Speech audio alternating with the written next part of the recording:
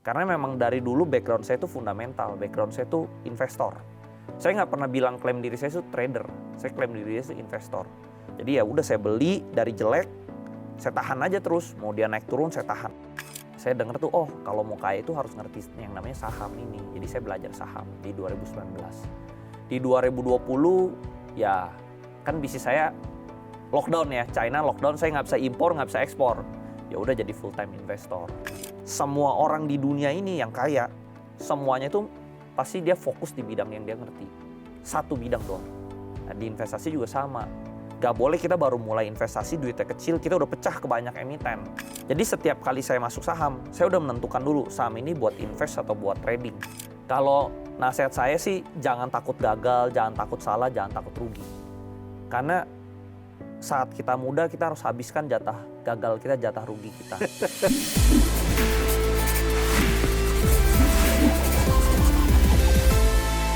Halo Sobat Investor, jumpa lagi dengan saya Mas Sirom, pemimpin redaksi IDEX Channel dalam podcast kesayangan kita The Fundamental.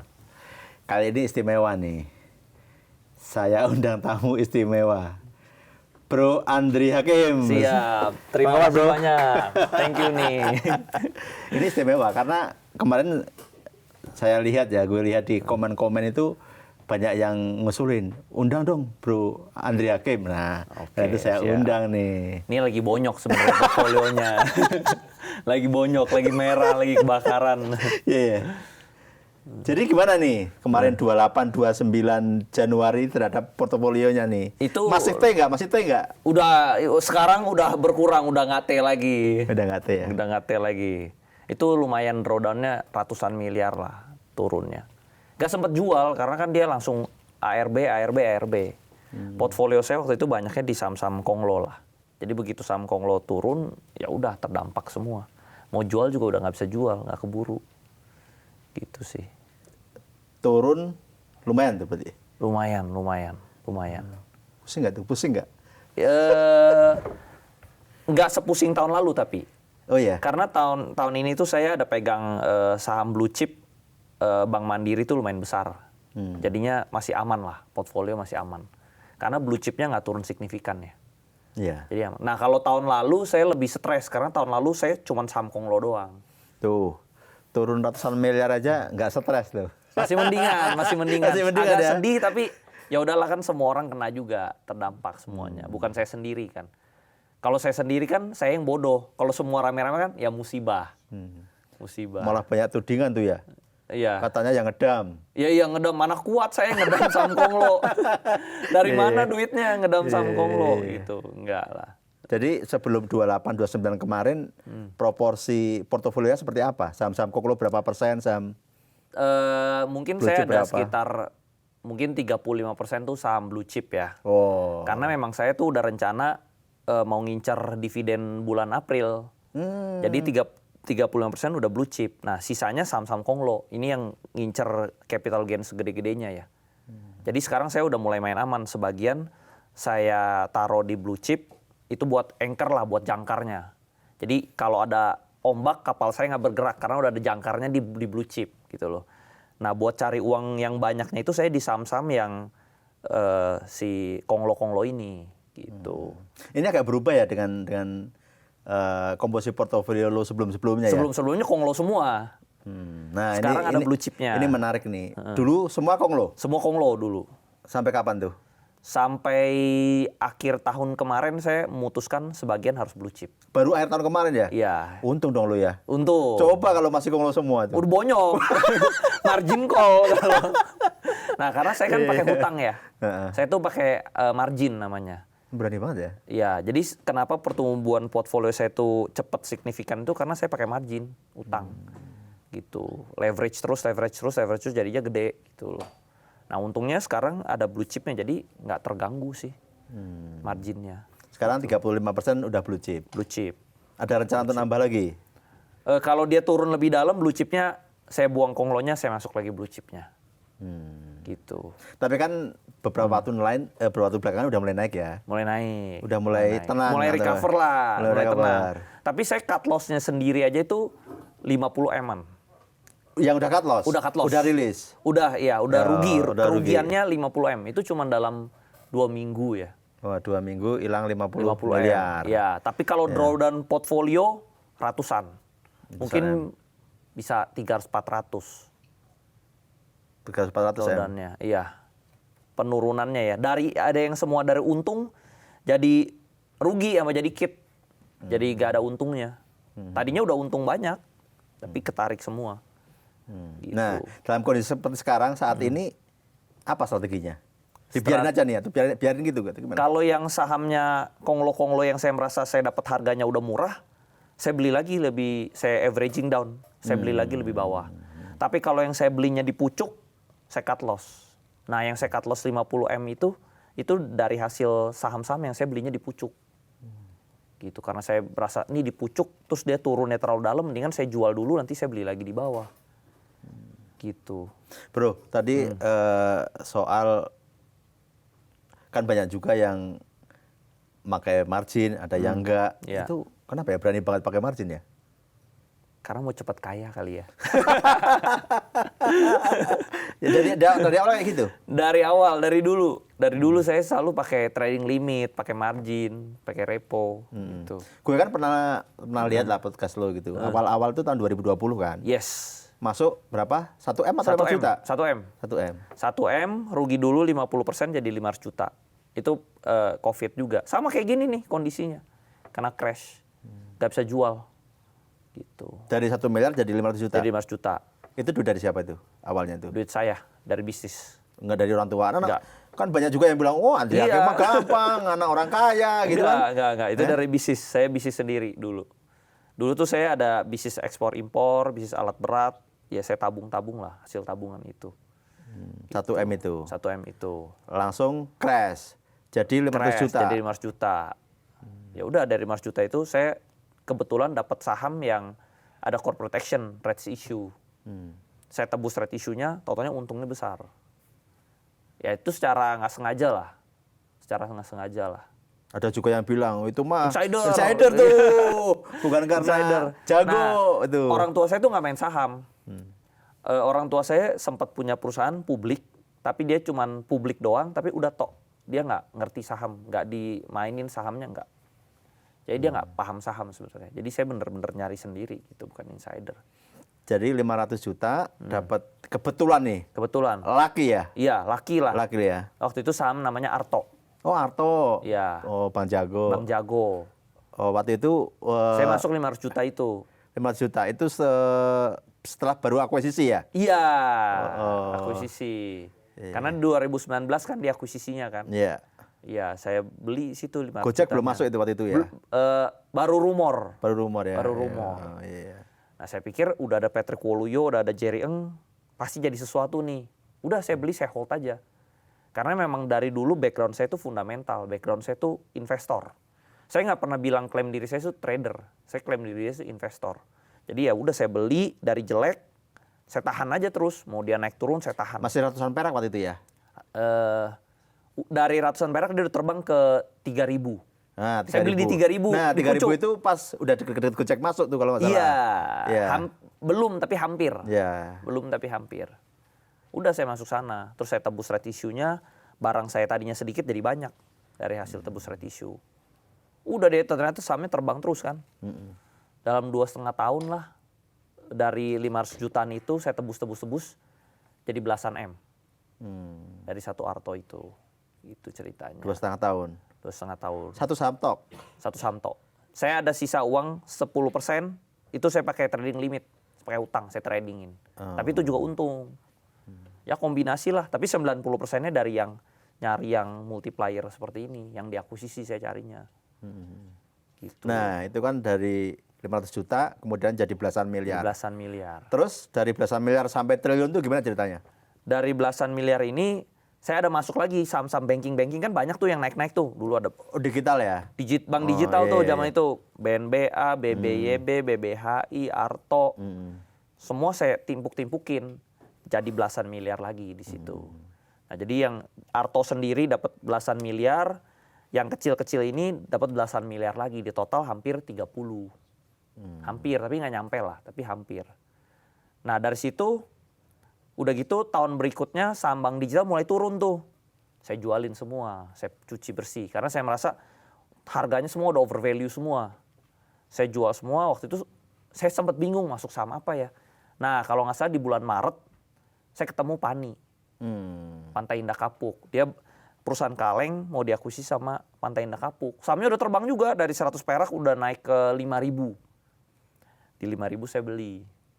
Terus dia udah saya beli di pucuk ARB sahamnya ke 4.000. Saya beli terus, pokoknya saya beli terus setiap hari saya beli. Waktu itu nggak liquid, jadi saya belinya berbulan-bulan. Terus sahamnya nggak gerak selama 6 bulan. Begitu dia mau Lu cuekin aja tuh? Cuekin aja. Begitu, karena saya memang mentalnya investor, jadi saya emang tahan napasnya lama lah. Begitu 6 bulan, terbang ternyata bener. Begitu right issue dia terbang ke 12.000. Ya udah, langsung puluhan miliar. Terus udah gitu, setelah saya tebus kan harganya balik lagi tuh ke 700 perak kan. Terus tertingginya 15.000. Dari Pani itu ratusan miliar langsung. Ya kan? Saya all in masuk ke sana waktu itu. Jadi dari situ. Jadi ada 2 saham yang mungkin jadi driver utama lo ya. Iya. Satu itu Arto, yang kedua Pani. Betul, betul. Iya. Nah, begitu saya punya Pani ini, saya diajarin temen namanya repo. Repo itu dijaminkan aja sahamnya dapat cash lagi. Gitu. Saya baru dengar ilmu ini awal tahun lalu sebenarnya. Ya udah saya jamin. Kan saya sebenarnya pengen invest lagi tapi udah nggak ada duit, udah all in soalnya ke Jadi Pani. lo leverage gitu ya? Iya, Modelnya. saya jaminkan Paninya saya dapat uang lagi ratusan miliar dari hasil jaminkan Pani itu. Uang ratusan miliar ini saya tembak ke saham-saham Pak PP. Ya tapi naik ya untungnya tahun lalu. Naik kenceng. Momentumnya bagus lah, naik semua. Ya udah, dari situ untung lagi jadi T itu. 1,3 sampai? Ya kurang lebih lah. Ya tapi sekarang mah udah turun, udah drawdown lagi, turun lagi. 300-400 miliar tadi ya? Iya, turun lah. Tapi menurut saya, ya kita stay in the game nanti pasti balik lagi lah. Pasti balik lagi lah. Naik turun di saham kan normal lah ya. Itu orang desperate atau apa itu? Atau optimis? Emang. Optimis saya orangnya sangat optimis dari dulu. Dari kere pun, dari miskin pun optimis saya. Terlalu optimis, betul. Orang tua tadi tidak banyak invest di saham, Enggak, bahkan dia nggak invest banyak sama sekali. ngerti gitu. Nggak Itu ngerti. dulu siapa yang memotivasi atau siapa yang menjadi inspirasi tiba-tiba pengen beli saham gitu? Saya inspirasi dari saya awalnya tuh kripto, forex, udah gitu saham di 2018 akhir, 2019 lah baru saham. Itu karena ketemu orang tua punya teman tuh rata-rata mereka perusahaannya juga publik-publik. Jadi saya dengar tuh, oh kalau mau kaya itu harus ngerti yang namanya saham ini. Jadi saya belajar saham di 2019. Di 2020 ya kan bisnis saya lockdown ya, China lockdown, saya nggak bisa impor, nggak bisa ekspor. Ya udah jadi full time investor di situ. Jadi secara nggak sengaja lah. Ternyata hasilnya lumayan. Hasilnya lebih gede daripada saya berbisnis. Gitu loh. Tapi ternyata ada dukungan dari orang tua nggak? Oh nggak didukung. Nggak didukung? Dihina-hina. Masa? Iya, dihina. Ya namanya lu orang Cina kalau mau kaya lu harus dagang. Gak bisa lu saham tuh cuma buat orang males katanya. Ya cuman saya dulu hobi baca ya. Saya baca buku Warren Buffett. Warren Buffett bisa kok kaya dari investasi doang. Gitu. Tapi berarti ya kalau gue lihat tadi perjalanan lo gitu, baca bukunya, memang sebetulnya basicnya value investor ya, fundamental ya. Yes, betul. Basic saya tuh dari awal value investor. Dari 2019 itu carinya saham-saham yang PE-nya murah, BV-nya murah. Awalnya value, bener. Tiba-tiba nggak sengaja ketemu, yang multiplier gede itu yang backdoor. Yang diinjek asetnya. Nah dari situ saya berlabuh nih, dari value ke multi-bagger. Cari yang diakuisisi gitu. Tapi kan itu nggak mudah ya. Biasanya kita tahu ketika harganya udah terbang gitu. Itu gimana ini ya? Saya lihat nilai perusahaannya. Kalau waktu itu contoh misalnya Pantai Indah Kapuk. Sahamnya dari 100 perak kan dia udah terbang ke 5.000 ya.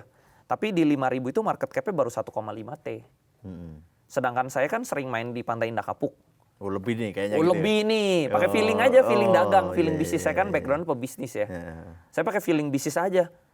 Segede gini, dia 1,5 bangun jalan T. tol, Oh. jalan tolnya aja 18T sampai 23T. Masa aset propertinya cuma 1T, udah saya all in di sana gitu. Saya cuma pakai pemikiran-pemikiran bisnis yang simple sebenarnya dari dulu berinvestasi. Saya nggak pakai technical, tarik-tarik cat, tarik-tarik garis, nggak. Cuman yang simple-simple aja. Cuman kira-kira valuasi perusahaan ini tuh kira-kira berapa sih wajarnya, gitu doang. Berarti lu juga harus lihat langsung dong. Iya, turun. Gue biasa turun ke Turun ya? lapangan. Oh, Turun ke turun ke lapangan. lapangan. Bahkan salesnya gue temuin. Nah, itu orang-orang bilang itu insider. Menurut saya itu bukan insider. Itu namanya kita beli sesuatu kan kita research kan. Nah, saya ketemu salesnya, saya tanya, lahan Pantai Indah Kapuk dari mana sampai mana sih? Nah, nanti dia jelasin gitu. Itu sebenarnya ya hasil riset. Contoh lah kita ke supermarket mau beli buah aja kita pilih-pilih kan. Masa kita beli saham nggak pilih-pilih asal beli gitu kan. Nah, jadi saya pilih-pilih, saya pelajarin, teliti gitu loh. Tapi model lo itu model all in ya? Nggak suka diversifikasi? Sekarang porto mulai ya? diversifikasi. Kalau dulu saya merasa tuh uangnya kecil. Ratusan juta tuh kecil gitu loh. Jadi ya udah masukinnya semua lah. Karena kalau masuknya misalnya 500 juta nih, masuknya cuma 100. Misalnya untung 20% cuma 20 juta. Kan nggak berasa. Kalau 500 juta, 20% kan masih lumayan, masih dapat 100 juta. Nah, jadi disitulah ideologinya awal-awal. Ada bahasa lo yang populer banget tuh. Cacing-cacing naga-naga. Itu ya? Maksudnya ya? Iya, dari dulu emang gue cacing-cacing naga-naga gitu. Maksudnya gimana itu? Cacing naga maksudnya kalau udah ketemu saham yang bagus banget, yakin, ada convictionnya tinggi, ya udah dorong semua kalau duitnya dikit. Kalau duitnya banyak, diversifikasi. Tapi kalau duitnya dikit, harus mainnya all in kalau mau kaya. Karena kan gue hobi baca, udah baca banyak buku ya. Semua orang di dunia ini yang kaya, semuanya itu pasti dia fokus di bidang yang dia ngerti. Satu bidang doang.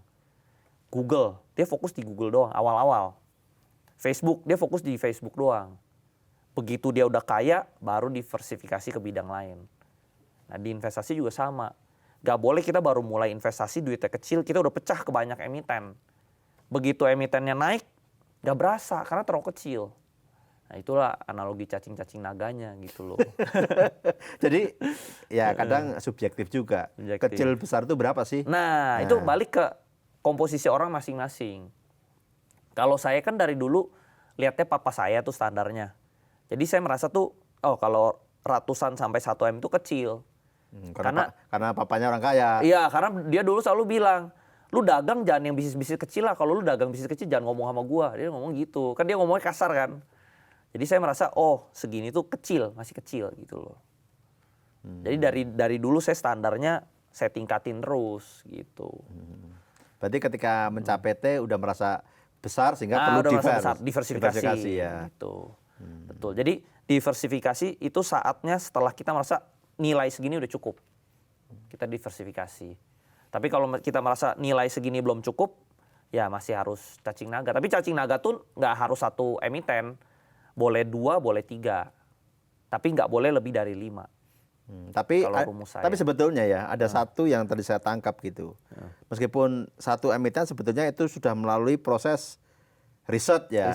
Datang ke site-nya dan sebagainya kan sebetulnya tidak ngasal juga gitu. Betul. Ya kan? Udah saya pelajari detail-detail lah, luar dalam gitu. Baru berani. Waktu saham paninya belum naik, orang bilang saya pom-pom. Begitu saham paninya naik, orang bilang saya insider. Jadi nggak pernah bener gitu. Iya. Nah, begitu dia koreksi turun, dibilang saya yang dam, saya yang jualan. Gitu. Begitu naik lagi, dibilang pom-pom lagi. Gitu. Nah, jadi investor nggak pernah bisa bener gitu. Nah, itu juga menarik karena kadang yang ngomong gitu juga tanda kutip teman-teman lu juga gitu ya kan, sama-sama. Nggak, rata-rata kalau teman-teman udah ngerti lah, rata-rata inilah orang-orang luar ya. Karena dia kan merasa, masa sih duit segini bisa jadi segini gitu. Buat orang yang nggak pernah ngalamin ini merasa too good to be true. Buat saya yang udah ngalamin dan teman-teman saya yang udah ngalamin, ternyata possible. Yang 1 M jadi 1 T itu ya, ya. possible. Bahkan soalnya teman saya sendiri ada tuh yang dia jual perhiasan ya. Dia duitnya cuma 300 juta, sekarang duitnya puluhan miliar. Tertingginya sempat ratusan miliar juga, sampai beli Ferrari. Itu juga dia tidak insider juga, bener-bener ini. Yang udah ngerasain, merasa oh bisa, possible. Yang belum ngerasain, merasa ini too good to be true. Gitu. Sebenarnya ya, kalau perasaan lu gimana tuh? Kalau naik dikira pom-pom, kalau turun dikira ngedam. Kadang Gimana tuh? kadang ya kecewa sih, mungkin ya masih kecewa. Cuman Kan banyak tuh di timeline, ini aha nih, aha. insider gitu. nih, ya insider. Kalau nggak insider pom-pom nih, gitu kan. Cuman menurut saya kita jadi orang nggak bisa dengerin orang lah ya. Kalau dengerin orang terus nggak ada habisnya gitu loh. Kan ya misalnya ada pepatah kan tangan kita dua, kuping kita dua gitu loh. Daripada kita tutupin mulut semua orang, mending kita tutup kuping aja gitu. Jadi saya tutup kuping aja gitu kan. Pas nih tutup kuping dua, udah nggak usah denger gitu loh. Tapi kalau kita berusaha diemin semua orang, nggak ada habisnya gitu loh. Sebaik-baiknya kita, sebagus-bagusnya kita, pasti selalu dihina juga. Pasti ada salahnya lah. Tapi lu buka kelas juga kan? Buka kelas. Tapi nggak ngambil duit dari situ, gampangnya. Ambil duit ya tentunya ambil duit dong, kan ada untung ya, ada keuntungan dari sana. Tapi duit ini ya kita buat kembangin lagi lah, buat bayar tim, kan kita ada tim juga tuh. Ada analisnya, ada bagian yang bikin kontennya, ada Instagram, TikTok, Facebook. Nah itu buat mereka lah, buat gaji. Kalau saya nggak ambil apa-apa kan saya nggak bisa gaji mereka juga. Gitu. Nggak ngambil yang dari 1T itu? Atau pernah ngambil? Ya kadang ambil juga, kalau misalnya pengen beli rumah ya tentunya ambil juga. Ada ambil juga. Cuman dari edukasi ini ya sebenarnya udah cukup lah. Kita kan saya terima gaji gitu. Kita sistemnya gaji. Jadi saya yang di edukasi ini kita semua terima gaji. Ya, jadi dari gaji sebenarnya udah cukup gitu. Ada juga kan yang banyak pendekatan gitu loh. Teman-teman apalagi yang awalnya value investor, tentu banyak yang pendekatannya jangan ngomongin cuan mulu, risknya juga dong diperhatikan gitu. Nah, betul. dalam konteks ini nggak konsisten gitu. Wow, risknya seolah-olah ditinggal di belakang, fokusnya di cuan. Kalau Bro Andri gimana tuh? Kalau saya sih waktu itu benar-benar saya mainnya benar-benar berani sih. Kalau saya memang salah, saya cut loss. Jadi setiap kali saya masuk saham, saya udah menentukan dulu saham ini buat invest atau buat trading. Kalau saham ini buat invest, turun saya averaging down. Kalau saham ini buat trading, turun saya cut loss. Nah, terus saya udah bagi. Saham buat invest saya itu misalnya 80%. 20% itu buat trading. Nah, trading ini saya pakai margin, pakai trading limit. Saham invest juga ada yang saya repoin, saya buat beli saham invest lagi. Nah, ini ngegulungnya dua-dua ini gila. Tentunya along the way nggak mungkin kita menang terus ya. Yeah. Tahun lalu saya cut loss-nya 30 miliar setahun. Tapi profitnya juga ada ratusan gitu. Nah, tahun ini baru awal tahun cut loss-nya 50, drawdown-nya ratusan. Tapi ya menurut saya kan nggak mungkin lah setiap hari hujan. Pasti hujannya nanti berhenti, pasti ada momentumnya bagus lagi gitu. Jadi tugas kita sebenarnya stay in the game aja gitu. Pasti nanti balik semua itu pasti. Gitu. Iya. Jadi lo tetap yakin ya dengan pasar saham Indonesia ya? Yakin ya. Ya sebenarnya memang belakangan ini agak kurang. Banyak kebijakan-kebijakan yang kurang. Tapi pasti along the way bagus lah harusnya. Masih oke lah. Kalau lagi kurang bagus ya saya masuknya yang dividen aja. Nah itu tadi ingin saya tanyakan nih. Banyak saham-saham konglo yang kalau kita bicara valuasi udah sangat-sangat mahal. PE-nya udah ratusan kali, Betul. ada yang puluhan kali bahkan ratusan kali. Betul. Di sisi lain ada saham-saham blue chip yang kita ngomong PE ya masih oke lah. masih murah, Oke. memberi dividen gitu. Betul. Gimana kalau pandangan Tanggapan Bro saya Andri ya? Saya juga kan ada grup-grup saham banyak nih. Ada beberapa grup-grup saham tuh bilang ajaran saya tuh sesat. Ya. Nyarinya yang begini-begini gitu, Iya. sesat. Nyari tuh yang value. Tapi menurut saya kita cari bisnis itu nggak boleh kaku. Sama seperti saya dulu berbisnis real ya. Bisnis itu kita nggak boleh kaku. Yang penting yang mana bisa cari untung. Kalau misalnya saham konglo bisa kasih untung, ya kenapa kita harus kaku? Pakai teori yang ini terus gitu loh. Kan ilmu dunia kan berubah ya.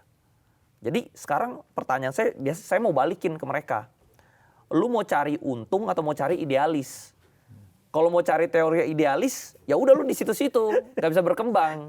Jadi kita harus bertumbuh juga. Kita harus cari yang mana yang in the end di dunia ini yang benar itu yang untung. Bukan yang ilmunya benar gitu. Ilmu dia benar, paten, tapi nggak bisa cari duit. Buat apa? Yang penting kan kita kan di sini di market cari uang gitu. Nah kalau lagi hype-nya menurut saya di saham Konglo ya kita mainnya di saham Konglo. Kalau menurut saya ya. Jadi menurut saya kita jadi manusia itu harus fleksibel gitu. Nah terus misalnya, tapi kan saham Konglo ini kan naik terus seperti gorengan gitu loh. Ya. Ya menggoreng ini kan kita kurang jelas ya. Kalau misalnya memang target MSCI-nya harus di sana, saham Konglo-nya ngejar ke sana, menurut saya sih fine-fine aja ya. Gitu loh. Nggak ada salahnya ya. Toh kan tidak ada yang ya tidak merugikan retail juga. Semua retail juga pada main di sana juga gitu loh. Pada untung banyak di sana. Kalau untung diem. Kalau untung diem biasanya. Kalau pas rugi marah-marah. Rugi marah-marah gitu. Ya menurut saya harus fleksibel lah. Jangan terlalu kaku gitu ya. Kalau pandangan tentang risiko? Kalau soal risiko, nah ini balik seberapa nyaman. Nah jadi sama seperti kita menawarkan investasi kan. Kalau kita mau menawarkan orang investasi kan selalu ditanya dulu yang nomor satu. Risiko profilnya itu apa? Risk profilnya. Ya. Nah jadi setiap investor tuh harus tahu risk profile dia masing-masing. Dia yang high risk atau yang low risk. Kalau dia yang low risk, ya udah masuklah saham-saham blue chip. Yang PE-nya rendah, BV-nya rendah, membagikan dividen, nah itu dia low risk. Tapi kalau misalnya, wah gak gerak-gerak nih setahun cuma naiknya 10-15%. Saya pengennya yang high risk. Nah kalau dia udah masukin kategori dia yang high risk, berani untung harus berani rugi. Jangan mau untungnya doang pas rugi marah-marah gitu.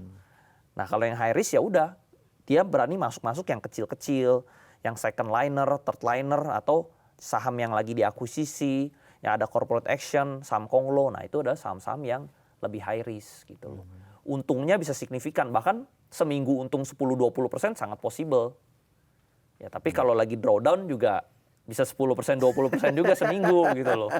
Kan high risk, high return gitu. Jadi sebetulnya Balik ke sangat masing-masing. personal ya. Yes, Balik sangat ke personal. masing-masing Betul. investornya gitu. Betul. Sama lah kayak porsi makan, setiap orang kan porsi makannya beda-beda ya. Nggak bisa semua orang tuh porsinya disamakan tuh tidak bisa. Gitu sih. Jadi orang-orang jangan niru 100% Andri Hakim gitu jangan ya. Betul, karena saya bisa aja tipe yang saya bisa nahan gitu loh. Drawdown ratusan miliar saya tetap tenang, tidurnya nyenyak. Bisa aja mereka turun 1 juta mereka udah stres. Nah jadi mentalnya itu beda. Jadi nggak bisa mereka samain mental dia dengan mental saya gitu. Dan pengalaman saya udah lewatin juga banyak. Dari bisnis juga udah banyak. Dulu saya bisnis rugi tuh mulai dari nol udah sering. Gitu. Jadi kalau penurunan cuma 40%, 30% mah buat saya geli-geli gitu loh. Karena dulu di bisnis saya udah sering mulai dari nol lagi gitu. Lo turun 300-400 miliar masih bisa tidur nyenyak? Tahun ini jujur tetap tidur nyenyak. Karena saya ada fondasi di yang blue chip itu. Blue chip ini nggak bergerak, malah naik. Gitu, jadi tetap. Dan saya yakin drawdown ini cuma sementara, nanti dia balik lagi. Dan sekarang udah mulai balik sih. Per minggu lalu udah mulai balik. Meskipun belum maksimal, kembali ke level betul. ATH-nya kan. Belum, tapi setidaknya toh dengan yang ada segini juga masih gede juga, masih lumayan juga. Tidak mempengaruhi hidup saya sehari-hari juga gitu. Iya. Gitu sih. Kalau bicara 2026, kira-kira seperti apa nih? 2026 ini sebenarnya balik tergantung pemerintah kita sih ya. Kalau pemerintah kita benar-benar mensupport, dia taruh orang-orang yang tepat, ya mungkin bursanya bakal bagus ya. Contohnya kayak tahun lalu ditaruh Pak Purbaya kan saham langsung all time high kan. Nah ini juga sebenarnya tergantung pemerintah sih. Kalau dia taruh orang yang tepat, investor yakin, pede, asing juga yakin, pede, udah terbang. Tapi kalau misalnya ditaruh orangnya tidak tepat, backgroundnya ternyata nggak ada urusannya sama saham, ya udah investor asing makin keluar lebih banyak lagi, makin downgrade. Jadi ini tergantung siapa yang ditaruh gitu. Sama lah ini analoginya kayak pemain bola lah. Kalau misalnya semua tim bola itu 11 lawan 11. Tapi kenapa ada satu yang menang, ada satu yang kalah? Itu sebenarnya. Orang-orangnya ya. Orangnya. Kalau ditaruh di situ ada Cristiano Ronaldo ya bisa jadi menang. Tapi kalau ditaruhnya yang nggak kompeten semua ya kalah gitu loh. Jadi semua tergantung orangnya sih. Oke. Nasihat lo untuk investor retail yang baru masuk saham?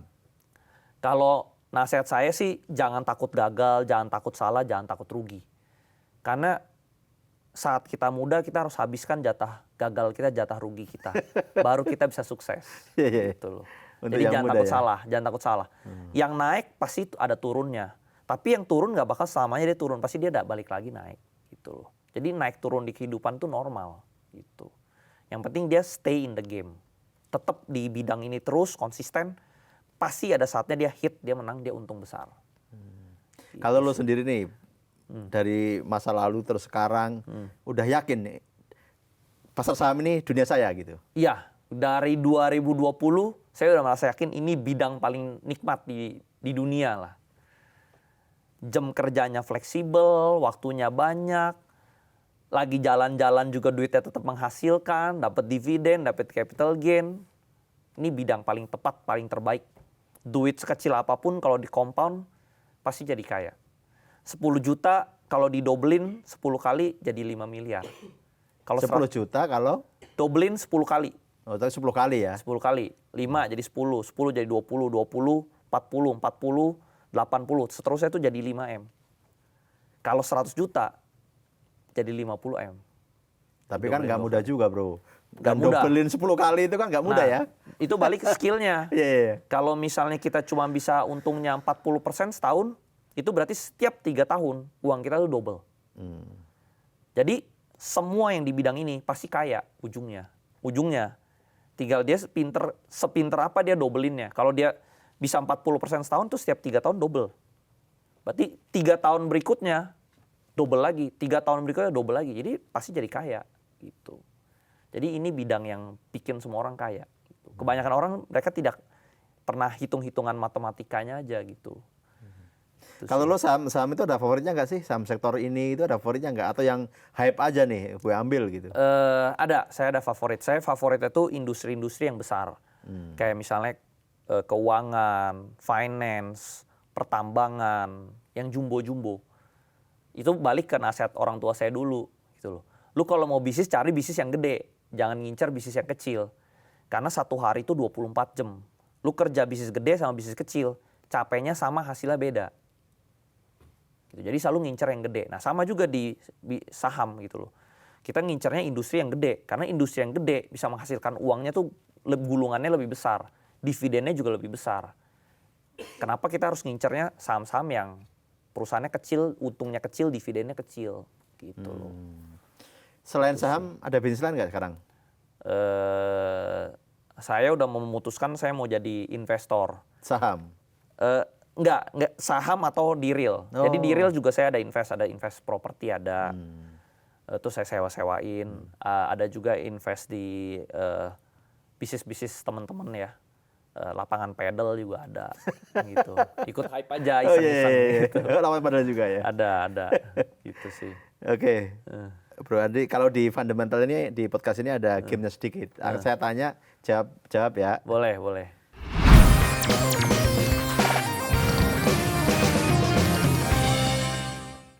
Padel atau tenis? Padel. Sering main? Enggak sih. Cuman lebih gampang kayaknya. Udah nyoba belum? Udah nyoba. Oh. Kalau tenis lebih ada tekniknya ya. Lebih susah dipelajarin. Kalau padel kan lebih gampang. Udah punya lapangan berapa tuh? Yang saya invest ada 3 sekarang. Udah ada 3 ya? Udah ada 3. Di Jakarta? Jakarta 2, Bali 1. Oh di Bali juga? Bali juga ada. Oh, udah running atau? Lagi pembangunan. Belum running sih, masih pembangunan. Iya. Mobil listrik atau BBM? BBM. Dulu listrik, tapi sekarang saya merasa BBM lebih oke. Malah balik lagi? Balik lagi. Karena apa ya, nggak seru ya tarikannya ya. Nggak ada suaranya? Nggak ada suaranya, kurang seru ya. Kurang seru. Kurang hidup gitu rasanya. Gitu. Ada merek tertentu yang favoritnya? Saya sukanya merek-merek Eropa. Itu karena mobil Eropa saya merasa lebih padat ya. Lebih safety-nya juga lebih bagus dibanding mobil-mobil Jepang. Mobil Jepang lebih tipis ya besinya. Mercy atau double MY? Apa BMW ya. Oh BMW. Kalau saya mungkin dua-duanya suka sih. Dua-duanya suka. Dua-duanya punya lagi? Dua-duanya nggak punya masalahnya. Cuma suka doang. Tapi nggak punya. Lari atau sepeda? Sepeda kali ya, sepeda. Tapi jarang olahraga ya? Oh, saya suka olahraga. Apa biasanya? Sepeda itu? Biasanya saya futsal. Oh, futsal. Futsal ada. Oh. Futsal. Kalau ya sepeda juga kadang saya main, cuman jarang sih. Futsal yang lebih sering. Futsal paling sering. Oh, jago loh kemarin timnas futsal kita. Oh, lumayan ya. Jago lah, nomor 2 sih ya. Iya, hebat. Keren. Bagus, nah itu harus dipertahankan tuh yang seperti itu ya. Bagus. Iya. Kemudian kalau suatu saat nih, ya udah pensiun, nggak tahu mau pensiun atau enggak, pilih tinggal di kota apa di desa? Saya sukanya kota. Kota ya? Iya, saya nggak suka desa. Karena nggak ada internet. Ada lah, sekarang udah ada. Oh, ada ya, betul. Udah ada. Ya kalau desanya ada internet saya pertimbangkan lah. Tapi tetap karena suka lahir kota. besar di kota ya? Karena saya suka aja gitu, mau kemana-mana bisa. Mau makan restorannya banyak. Kalau di desa kan kadang jam 8 udah tutup, jam 7 udah tutup. Lo orangnya ini ya, suka gaul gitu ya? Enggak, saya enggak. introvert sebenarnya. Saya introvert. Saya sukanya di rumah. Tapi kalau saya mau keluar, ya kan kalau di kota kan bisa kemana-mana gitu ya. Gitu Iya. sih. Satu kata untuk pasar modal Indonesia. Satu kata ya. Ya diperbaiki terus aja, dikembangkan terus ya. Iya. Makin banyak investornya, makin bagus gitu loh. Contohnya waktu saya pertama kali invest saham tuh, di 2020 investor cuma 9 juta. Sekarang udah 20 juta udah 21 juta ya kan. Iya, pasar modal. Jadi saya edukasi juga nggak sia-sia gitu, investornya jadi banyak. Terus saya lihat dulu orang tuh kalau di pinggir jalan tuh gojek sukanya tuh main judi slot. Oh. Sekarang saya lihat mainnya invest saham. Oh, iya, Kan iya. udah perkembangan yang positif nih. Iya. Gitu. Jadi menurut saya bagus lah, lebih positif. Nah, terus ya bursa sahamnya tinggal perusahaan-perusahaan yang bagus dibanyakin aja, yang jelek-jelek dikurangin gitu. Jadinya rata-rata mereka invest, mereka untung kan, jadi banyak investor semakin banyak. Semakin banyak investor kan semakin banyak yang untung, ekonomi juga berkembang ya. Itu sih. Multiplier. Iya, multiplier efeknya akan tercipta terasa betul. gitu. Dia untung di saham kan dia nanti beli rumah, dia bisnis, dia bikin ini, bikin itu gitu kan, macam-macam. Kalau lu invest di bursa luar gak sih? Saat ini enggak. Enggak ya? Saat ini enggak. Hanya di Indonesia ya? Saat ini hanya di Indonesia sih. Tapi sudah mulai tadi merambah sektor real. Sektor real tetap iya. dong, harus tetap membangun kan. Membangun. Membuka lapangan pekerjaan tetap. Iya, Tetap. Demikian tadi perbincangan saya dengan Bro Andri Hakim. Saya rasa banyak sekali yang bisa kita dapatkan. Semoga pasar modal Indonesia terus berkembang, terus maju. Terima kasih sekali, Sip, Bro. terima kasih banyak Hadir Bro di udah Teman-Teman Betul. diundang.